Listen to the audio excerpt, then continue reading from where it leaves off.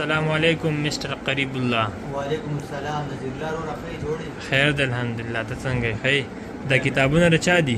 دا په اخلاص کې چې مې دا شتمنه پښتونخوا ده د مولانا خانزیب شهيد او دا ګس لاس کې چې مې نو دا دغه ده د ګلمن وزیر ده د شهيد ګلمن وزیر ده د تاسو دومره ګلمنې مچحت نه لري. ته خبرې چې دا دواړه ما ولې یو ځای داسې په لاس کې نیولې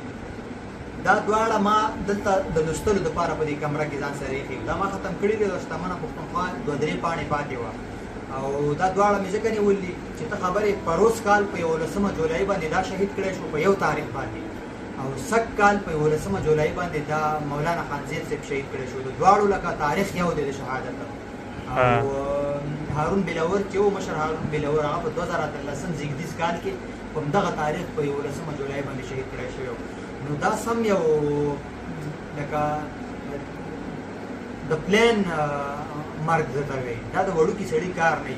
دا داسې مرګونه چې که نه نو دا وګوره لکه مولانا صاحب شهید کړی شو هغه بیچاره تورو خاوره لاړو او کتاب یې لا ما اوسه پورې پوره کړی هم نه دی زما مقصد دا دی چې الحمدلله موږ چې چا پسې په مرګ خفه کېږو په ژوند هم موږ په هغه پسې خفه یو لکه موږ په ژوند هم د هغه قدر کړی دی هغه ژوندی و هېڅوک نه خبر چې دا به مړ کېږي او ما به دا کتاب بې سر ته ایښی چې کله به بور شوم لکه نو قرآن تلاوت هر څه چې به خلاص شو موبایل چې به مې کېښودو بیا به ما دا کتاب کړو شتمنه پښتونخوا د ګلمن وزیر مې ختم کړی نو دا شتمنه پښتونخوا یو څو پاڼې پاتې دی